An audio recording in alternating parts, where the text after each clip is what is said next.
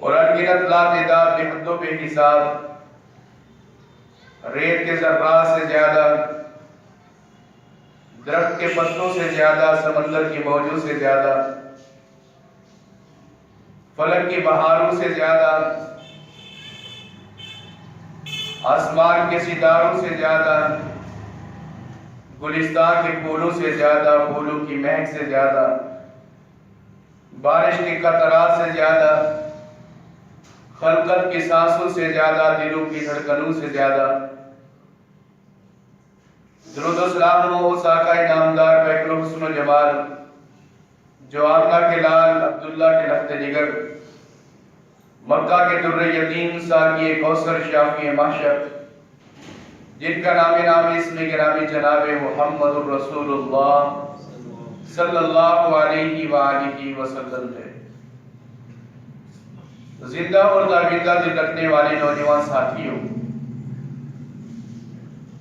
معاشرے کی بگاڑ کو ختم کر کے اصلاح معاشرہ چاہنے والے معاشرہ کے چوکیدار بزرگوں، نہایت ہی قابل صد، قابل احترام معززات، مستورات، حیا کی چادر میں ملبوس روحانی اسلامی ماؤں اور بہنوں، اللہ رب العالمین سے دعا ہے کہ الہ العالمین ہم سب کو صحیح معنوں میں قرآن و حدیث کے مطابق زندگی بسر کرنے کی توفیق عطا فرمائے، اور جب تک زندہ رکھے اللہ رب العالمین اپنی ذات سے راضی ہونے کی توفیق عطا فرمائے، اور جب ہم دنیا فانی سے رخصت ہوں اس ایمان کے ساتھ کہ اللہ رب العالمین ہم سے راضی ہو جائے۔ آیت کریمہ میں نے آپ کے سامنے سورۃ البقرہ کا ایک مقام تلاوت کیا ہے۔ اس آیت کریمہ میں اللہ رب العالمین کا ایک ادب سکھانا چاہتے ہیں کہ جس کے اندر اللہ کا یہ ادب نہیں ہے وہ انسان اللہ رب العالمین کی قدر کو جانتا ہی نہیں۔ جس میں اللہ کا یہ ادب نہیں ہے وہ اللہ رب العالمین کی صفات سے، اللہ کی توحید سے، اللہ رب العالمین کی قدرت سے کوڑا ہے، اسے کوئی علم نہیں ہے۔ وہ اللہ رب العالمین کا ادب یہ ہے کہ جو کچھ اللہ رب العالمین نے ہمارے مقدر کے اندر لکھا ہے اس کے اوپر بندہ راضی ہو جائے، اس کے اوپر ہر میدان میں اللہ رب العالمین کے سامنے بندہ بے بس ہے، انسان کچھ نہیں کر سکتا۔ جو کچھ ہوتا ہے اللہ رب العالمین کی لکھی ہوئی تقدیر کے ساتھ ہوتا ہے۔ محنت، کاوش، کوشش، سعی، جدوجہد وہ انسان کا کرنا ہے۔ جو کچھ اللہ رب العالمین نے لکھ دیا ہے اس مقدر کے اوپر راضی ہو جائے۔ اگر بندہ اللہ کی لکھی ہوئی تقدیر کے اوپر، قسمت کے اوپر، نصیب کے اوپر راضی نہیں ہے تو انسان اللہ کے ادب کو نہیں جانتا، انسان کے دل میں اللہ کا احترام نہیں ہے۔ یہ سب سے بڑا ادب ہے۔ عقیدہ توحید کے بعد یہی چیز ہے کہ اللہ رب العالمین نے جو لکھ دیا ہے اس کے اوپر راضی ہو جاؤ۔ نبی علیہ السلام نے صحابہ اکرام کے سامنے ایک مرتبہ نصیحت فرمائی، جامع ترمذی کی حدیث ہے۔ آپ علیہ السلام نصیحت کر رہے ہیں، نصیحت لمبی ہو گئی تو آپ علیہ السلام نے اس نصیحت میں ایک بات کہی۔ آپ نے فرمایا مَن یَأْخُذُ هَؤُلَاءِ الْکَلِمَاتِ، میرے صحابہ، میری ذات کے اوپر محبت اور عقیدت کا اظہار کرنے والے، تم میں سے کون خوش نصیب ہے جو مجھ سے آئے اور کچھ کلمات سیکھ جائے؟ صحابہ اکرام خاموش ہو گئے۔ شاید ہو سکتا ہے کہ اللہ کے نبی سوال کر کے خود ہی جواب دینا چاہتے ہو۔ حضرت ابو ہریرہ رضی اللہ عنہ فرماتی ہیں جب کوئی نہ اٹھا مجمع سے تو میں کھڑا ہوا، میں نے عرض کی لبیک و سعدیک یا رسول اللہ صلی اللہ علیہ وآلہ وسلم، میرے ماں باپ آپ پر قربان ہو اللہ کے نبی، میں حاضر ہوں، مجھے سکھائیے وہ کلمات کون سی؟ تو آپ علیہ السلام نے ابو ہریرہ کو اپنے قریب کیا۔ ابو ہریرہ رضی اللہ عنہ کا ہاتھ نبی علیہ السلام نے اپنے دونوں ہاتھوں میں پکڑ لیا۔ آپ علیہ السلام نے پکڑ کے پھر انگلی کو پکڑا، ایک انگلی کو پکڑا، پھر دوسری کو، پھر تیسری کو، پھر چوتھی کو، پھر انگوٹھے کو۔ گویا کہ اللہ کے نبی علیہ السلام نے 5 باتیں سکھائی۔ ابو ہریرہ فرماتے ہیں، لمبی حدیث ہے، صرف عنوان کے مطابق آپ کے سامنے جو نقطہ ہے وہ پیش کر رہا ہوں۔ آپ علیہ السلام نے ایک بات یہ کہی، ابو ہریرہ، وَرْزِ بِمَا قَسَمَ اللَّهُ لَكَ تَغُلْ أَغْنَى النَّاسِ۔ اے ابو ہریرہ، جو اللہ رب العالمین نے تیرے مقدر میں لکھ دیا ہے اس کے اوپر راضی ہو جا، اس کے اوپر راضی ہو جا۔ یہ نہ کہے کہ اس طرح کر لیتا تو یہ ہو جاتا، وہاں نہ جاتا تو یہ ہو جاتا، اگر یہاں پر نہ آتا تو یہ ہو جاتا۔ یہ کس طرح کی باتیں، شیطان کا دروازہ نہ کھولنا۔ وَرْزِ بِمَا قَسَمَ اللَّهُ لَكَ، جو اللہ نے تیرے مقدر میں لکھ دیا اس کے اوپر راضی ہو جا۔ فائدہ کیا ہوگا اس کا؟ تَغُلْ أَغْنَى النَّاسِ، لوگ بڑی دولت لے کر آئیں گے، بڑی جائیدادیں لے کر آئیں گے، لیکن اگر تیرے پاس یہ دولت موجود ہے کہ تو اللہ کی لکھی ہوئی تقدیر کے اوپر راضی ہے، سب لوگوں سے بڑھ کر تو ہی دولت مند ہے۔ تَغُلْ أَغْنَى النَّاسِ، تو لوگوں کے درمیان سب سے زیادہ غنی ہے، دولت مند ہے۔ اگر یہ کچھ نہیں ہے تو پھر انسان کے پاس کچھ بھی نہیں، اللہ رب العالمین کا ادب نہیں تو کچھ بھی نہیں۔ نبی علیہ السلام نے جب ابو ہریرہ رضی اللہ عنہ کو یہ بات سمجھائی، یہ بات جب ان کے ذہن میں ڈالی ابو ہریرہ رضی اللہ عنہ کے دل میں، تو سیدنا ابو ہریرہ رضی اللہ عنہ نے اس پر اس طرح عمل کیا کہ پوری زندگی اللہ رب العالمین کی لکھی ہوئی تقدیر کے اوپر راضی ہو۔ کبھی اپنی زبان سے ایسی الفاظ نہیں کہے جن الفاظ کے ذریعے رب کریم ناراض ہو جائے۔ اور اللہ کے نبی علیہ السلام کی اپنی زندگی کیا ہے؟ آپ علیہ السلام کی زندگی جتنی مشکلات سے دوچار ہوئی ہے شاید کہ کسی نبی کی ہوئی۔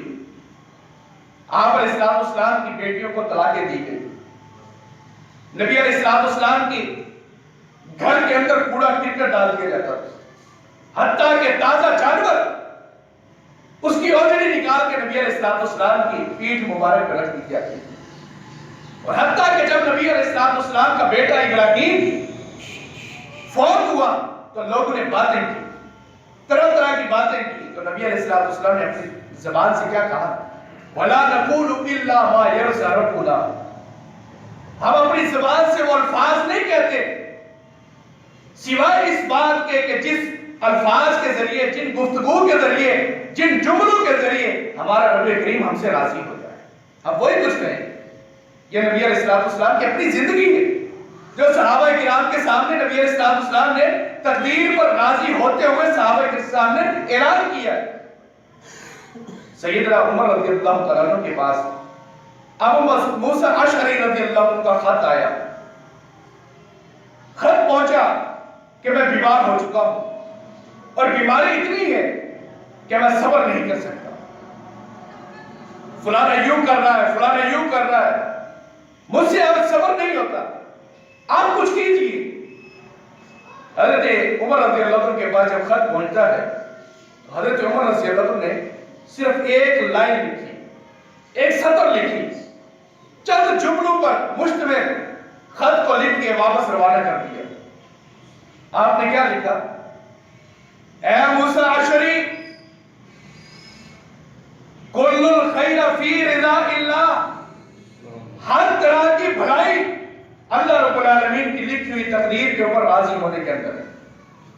اگر تو اس سے نکل گیا، اگر تو اس سے نکل گیا کہ اللہ کی تقدیر پہ تو راضی نہیں ہوا تو یاد رکھ تو کئی شر کے دروازے کھول بیٹھے گا۔ بھلائی اسی کے اندر ہے کہ تو اللہ رب العالمین کی لکھی ہوئی تقدیر کے اوپر راضی ہو جائے۔ بیماری کے اندر بندہ تقدیر کا انکار کرتا ہے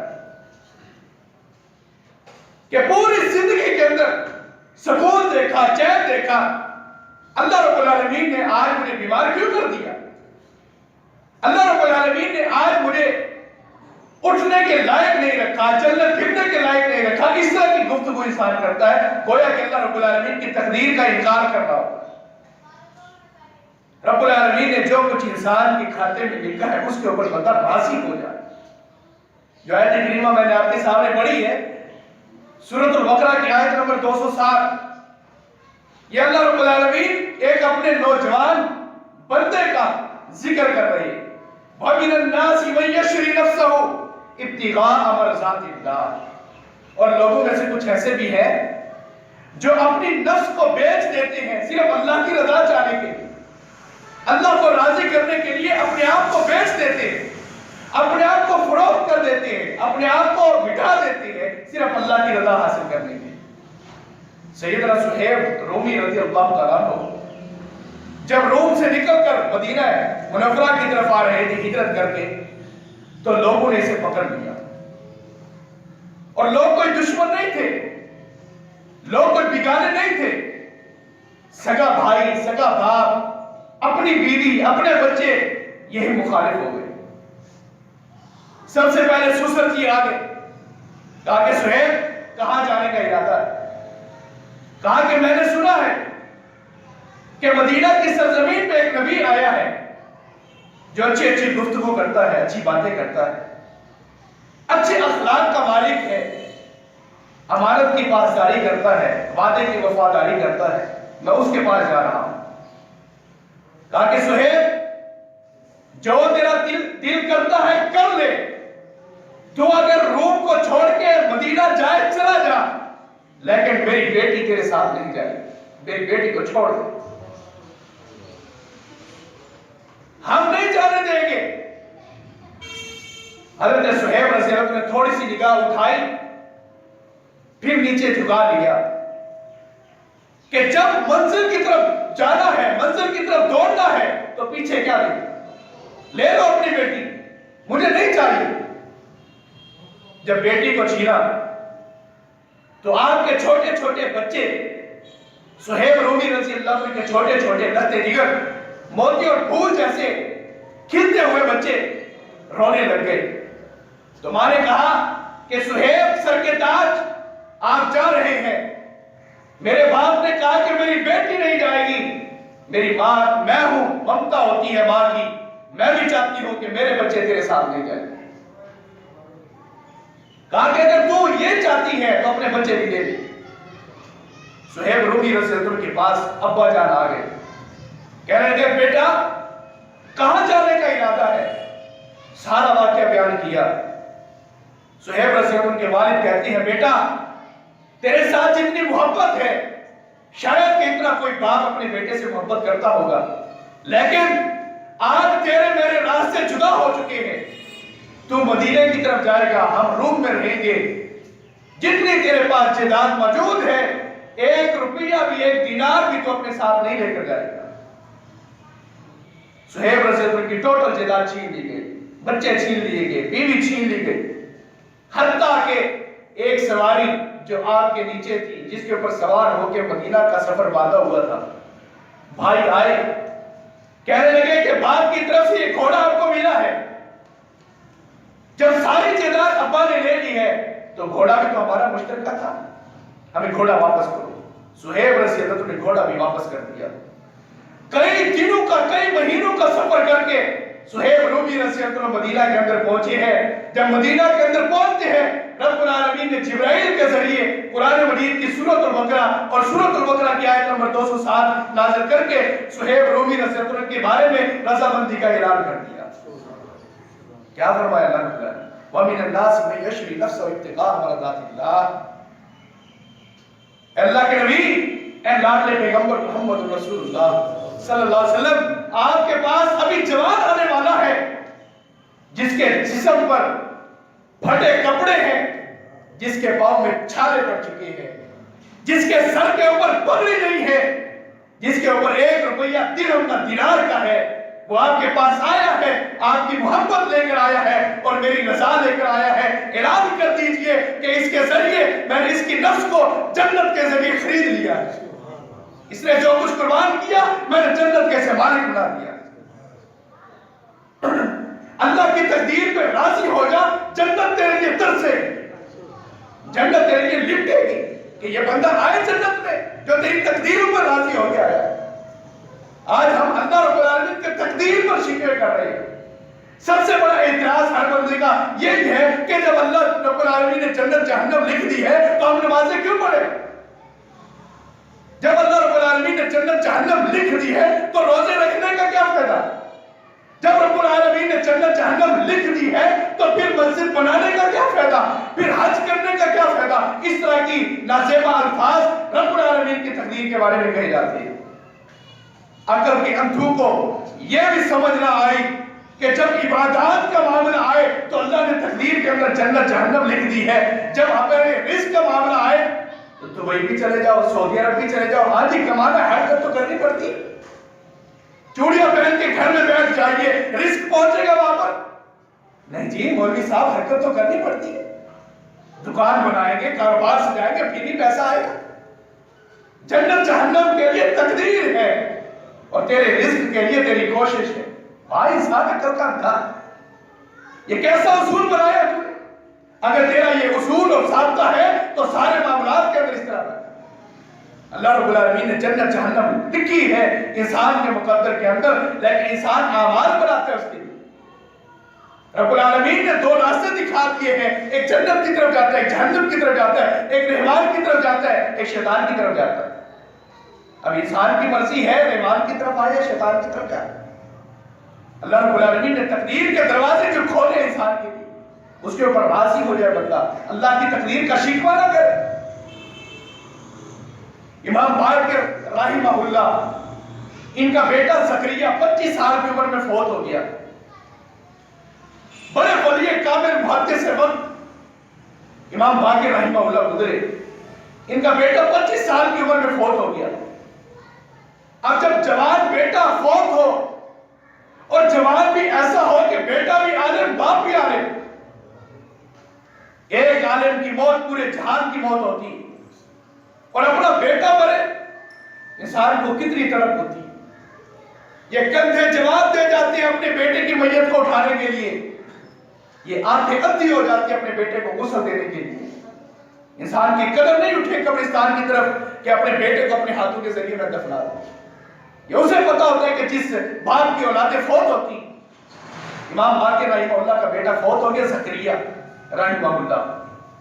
جب فوت ہوئے 3 دن تک لوگ آتے رہے، 100 کا شریعت کے مطابق 3 دن تک لوگ آتے رہے، کبھی کوئی آ رہا ہے، کبھی کوئی آ رہا ہے، کبھی فلانی بستی کا، کبھی فلانی بستی کا۔ امام باقر رحمہ اللہ کو کہتے ہیں اِنَّا لِلَّهِ وَإِنَّا إِلَيْهِ رَاجِعُونَ، جو اللہ رب العالمین نے لکھا تھا وہ ہو گیا۔ امام باقر رحمہ اللہ کیا کہتے ہیں؟ اے اللہ میں راضی ہوں، اے اللہ میں راضی ہوں۔ لوگ آتے ہیں تعزیت کرتے ہیں، لوگ آتے ہیں بیٹے کے غم میں شریک ہوتے ہیں، لیکن کیا کہتے ہیں امام باقر؟ اے اللہ میں تیری قدرت پر راضی ہوں، اے اللہ میں راضی ہوں۔ 3 دن کے بعد یہی جملے ان کی زبان سے نکل رہے ہیں۔ لوگ کہتے ہیں امام صاحب آپ کا بیٹا فوت ہو گیا، لگتا یوں ہے کہ آپ کے بیٹے کی موت کی وجہ سے آپ کے ذہن پر دباؤ پڑا ہے۔ کہا کہ وہ کیسے؟ کہا کہ آپ کے لیے کوئی آتا ہے، آپ کے پاس کوئی بیٹھتا ہے، وہ کہتا ہے کہ آپ کا بیٹا فوت ہو گیا، تعزیت کرتا ہے، آپ کہتے ہیں میں اللہ تیری قدرت پر راضی ہوں۔ کہا کہ تم احمق ہو، جو یہ اپنی زبان سے الفاظ کہے وہ پاگل ہوتا ہے، وہ دیوانہ ہوتا ہے، وہ مجنون ہوتا ہے۔ سنو میں تو 3 دن ہو گئے مسلسل کہہ رہا ہوں اے اللہ میں تیری ذات پہ راضی ہوں، اے اللہ میں تیری قدرت پہ راضی ہوں۔ اگر میرے مالک نے ایک مرتبہ کہہ دیا اے باقر میں تجھ پہ راضی ہوں تو میرا کام بن جائے۔ ایک مرتبہ اللہ کی طرف سے اعلان آ گیا کہ میرے بندے میں تیری ذات پہ راضی ہوں تو میرا کام بن جائے گا، تم مجھے کہتی ہو پاگل۔ اس طرح کے الفاظ اللہ رب العالمین کو کہ اللہ راضی ہوں، اگر بیٹا لے لیا تو تو دینے پر قادر ہے۔ اللہ 20 سال ہو گئے اولاد نہیں دی، تانا نہیں ہے تیری ذات پر۔ سنیے، جو شخص اولاد سے محروم ہے، جس کو اولاد اللہ نے نہیں دی، کئی سال گزر چکے، یہ بہترین اپنے آپ کو سنبھالیے، اپنے آپ کو کنٹرول کیجئے۔ شاید ہم سمجھتے ہیں کہ یہ فالٹ ہے، فلانا فالٹ ہے، فلانا فالٹ ہے، ڈاکٹروں نے جواب دے دیا ہے یہ کبھی اولاد کے قابل نہیں بن سکتا، یہ فلانے اس طرح کی باتیں کی جاتی ہیں، حکیم کہتے ہیں کہ فلانا نسخہ استعمال کرو، فلانا پیر صاحب کہتے ہیں کہ فلانی جگہ پر جاؤ تو بیٹا ہوگا، یہ ہوگا، اس طرح کی ساری باتیں ایک طرف رکھیے، اپنے دل کو تسلی دیجئے اللہ کی قدرت کے ذریعے کہ اگر اللہ نے اولاد نہیں دی شاید کہ میں باپ کی صلاحیت میں دل میں رہ گئی، میرے اندر اتنی صلاحیت نہیں ہے کہ میں باپ بن سکوں۔ میڈیکل کے حوالے سے ایک طرف ہمارے اندر وہ اہمیت کے حامل ہم نہیں ہیں کہ ہم ایک بیٹے کے باپ بن سکیں یا ایک بیٹی کی اچھی پرورش کر سکیں، اس وجہ سے اللہ رب العالمین اولاد نہیں دیتا، جن کو دیتا ہے تو اللہ پھر کیا کہتا ہے انما الاولاد والاموال فتنہ، میں تمہیں دے رہا ہوں یہ تمہاری آزمائش ہے، جن کو نہیں دیا اللہ انہیں آزمانا نہیں چاہتا، اللہ رب العالمین ان کی آزمائش نہیں رکھنا چاہتا اس وجہ سے کہ آزمائش کے لائق نہیں ہے، اور جن کو دیتا ہے پھر وہ کیا کرتے ہیں جب بڑا بچہ ہو جاتا ہے تربیت خود نہیں کرتے، پھر کیا کہتے ہیں تیرے تو پیدا ہوتے ہی تیرے گلے میں ماموٹھا ہے پیدا مار دیتا، تو نے یہ دن دکھانے تھے پرورش خود اچھی نہیں کی، تربیت خود اچھی نہیں کی، اور بیٹے کو اس طرح کے الفاظ کہتے ہیں۔ اگر اللہ نے اولاد نہیں دی تو پریشان نہ ہو، اللہ سے مانگو ربی حب لی من الصالحین، ربی حب لی من الصالحین، اے اللہ مجھے نیک اولاد عطا فرما، اگر نہیں دیتا تو اللہ شکوہ نہ کرے، غیرہ نہ کرے اللہ کی تقدیر پر کہ اللہ کیوں نہیں دیا، اللہ نہیں دیا تو تو راضی، اگر دے دیا تو تب بھی تو راضی، میں راضی ہوں تیری تقدیروں پر۔ عبدالغنی شاہ صاحب تقریر کر رہے تھے، تقریر کرتے ہوئے کہتے تھے وَيَحْبُ لِمَنْ يَشَاءُ الذُّكُورَ وَيَحْبُ لِمَنْ يَشَاءُ الْإِنَاثَ، اے اللہ جس کو چاہے تو بیٹے دے دے، جس کو چاہے تو بیٹیاں دے دے۔ ایک عبدالغنی شاہ ہے جس کو تو نے کچھ بھی نہیں دیا، رو پڑتے تھے کہ آیت کی تلاوت کرتے ہوئے تقریر کرتے ہوئے رو پڑتے تھے کہ اللہ تو چاہے تو بیٹے دے دے، تو چاہے تو بیٹیاں دے دے، اور عبدالغنی کو کچھ بھی نہیں دیا، اللہ پھر بھی میں راضی ہوں تیری ذات، رب العالمین نے جو مقدر کے اندر لکھا ہے اس کے اوپر راضی ہو جائیے۔ تقدیر سے بڑھ کر انسان ایک نوالا بھی نہیں کھا سکتا، تقدیر سے بڑھ کر بندہ ایک قدم بھی نہیں اٹھا سکتا۔ ہم کیا سمجھتے ہیں کہ یہ سارا کچھ ہمارے ذمہ ہی ہے کہ میں نے آج دکان بنا لی، 3 دکانوں کا مالک ہو گیا، کوٹھیوں کا مالک ہو گیا، کاروں کے اوپر چڑھتا ہوں، سواری کرتا ہوں، یہ سب کچھ میں نے کیا نہیں، یہ اللہ رب العالمین نے تیرے تقدیر کے اندر لکھا تھا، تیرے راستے اللہ نے آسان کر دیے تھے۔ انسان کا کچھ بھی نہیں ہے اس کے اندر، انسان کے بس میں بھی نہیں ہے۔ جو تقدیر کا انکار کرتے ہیں ان کے لیے لمحہ فکریہ ہے کہ ان سے تو جانور بھی اچھے، جانور بھی اچھے۔ کبھی جانوروں کو دیکھا ہے کہ کسی دفتر کے اندر ڈیوٹی کرتے، کسی پرندے کو دیکھا کہ کبھی صبح صبح وردی پہن کر یونیفارم پہن کر اسکول جاتی ہے؟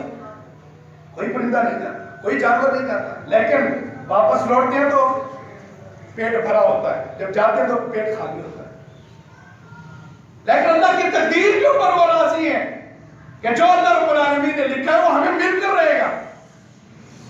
حضرت موسیٰ علیہ السلام کے پاس ہرن آئی، ہرن جنگل کا جانور آ کر کہتی ہے اے موسیٰ، ہرن وہ جانور ہے جب بارش اللہ رب العالمین کی طرف سے ہوتی ہے، نازل ہوتی ہے، یا برانے رحمت برستی ہے زمین پر تو یہ سیراب ہو کے پانی پیتا ہے۔ موسیٰ علیہ السلام سے آ کر کلام کرنے لگ گیا۔ موسیٰ کلیم اللہ رب العالمین سے دعا کریں کہ اللہ رب العالمین بارش عطا کرے، میرا جی کرتا ہے کہ بارش کے اندر میں نہاؤں، بارش کا پانی پیوں اور میں سیر ہو جاؤں، دعا کریں۔ تو سیدنا موسیٰ علیہ السلام نے دعا کے لیے ہاتھ اٹھائے اور دعا لمبی کی، لمبی کرنے کے بعد اللہ رب العالمین کی طرف سے جواب آیا اے موسیٰ کلیم اللہ، اس میرے جانور کو کہہ دیجئے، اس ہرنی کو جواب دیجئے بارش ہوگی لیکن بارش 7 سال کے بعد ہوگی، بارش ہوگی لیکن 7 سال کے بعد ہوگی۔ اللہ اکبر۔ حضرت موسیٰ علیہ السلام ہرنی کے پاس سے گزرے اور کہا کہ ہرن، تو نے جو التجا کی تھی اللہ کے حضور، بارش ہوگی، خوش ہوگی ہرن؟ کہا کہ اچھا کب ہوگی؟ کہا کہ 7 سال کے بعد ہوگی۔ ہرن پھر بھی خوش ہوا، کودنے لگ گیا، چھلانے مارنے لگ گیا جنگل کے اندر موسیٰ علیہ السلام پریشان ہوئے کہ میں کہتا ہوں کہ 7 سال کے بعد ہوگی اور یہ خوشی کے مارے اچھل رہا ہے، کود رہا ہے، یہ کس طرح کی بات؟ اب ہمارے پاس کوئی بندہ آئے یا ہم کسی کے پاس جائیں اور کہیں کہ ڈاکٹر صاحب مجھے فلانی بیماری ہے، شفا مل جائے گی، وہ کہے گا ہاں مل جائے گی، 10 سال کے بعد ملے گی، ڈاکٹر سے محبت کریں گے؟ ڈاکٹر کے پاس جانا بھی گوارا نہیں کریں گے۔ بندہ کہے کہ تیرا کام ہو جائے گا، لیکن ہوگا 15 سال کے بعد، بندہ راضی ہوگا؟ مجھے چاہیے ابھی اور 15 سال کے بعد۔ لیکن ہارون کا جواب سنیے، کہتے ہیں کہ اللہ میں راضی ہوں، تو 7 سال کے بھی بعد بارش دے دے اور مجھے پانی پلا دے، میں پھر بھی راضی ہوں۔ اور آگے سے کیا جملہ کہا موسیٰ علیہ السلام نے جب کہا کہ ہارون 7 سال کے بعد بارش ہوگی تو اس کے اوپر بھی راضی ہے؟ تو ہارون نے کہا مجھے 7 سال کے بعد بارش کے اوپر بھروسہ ہو نہ ہو، لیکن مجھے اتنا پتا ہے کہ اللہ رب العالمین میری زندگی کے 7 سال بڑھا دیے، میں 7 سال کے اندر مجھے موت نہیں آئے گی، اللہ کا وعدہ ہو گیا کہ مجھے بارش ملے گی، بارش کا پانی میں 7 سال کے بعد پیوں گی۔ مطلب یہ ہے کہ 7 سال کا عرصہ میری زندگی کا بڑھ گیا، پہلے تو مجھے پتا ہی نہیں۔ انسان چاہتا کیا ہے کہ جو اللہ نے لکھا ہے وہ اچھا لکھا ہے، خوب لکھا ہے، اللہ سے بڑھ کے کوئی حکمت والا نہیں ہے، اللہ سے بڑھ کے جو حکمتیں کرنے والا نہیں ہے، اللہ سے بڑھ کے جو تدبیریں کرنے والا نہیں ہے۔ کہ انسان سوچتا ہے کہ میرے حق میں بہتر تھا، یوں ہو جاتا، یوں ہو جاتا۔ نبی علیہ السلام کا فرمان ہے کہ اگر بندہ اس طرح کہتا ہے کہ اگر میں فلانی جگہ پر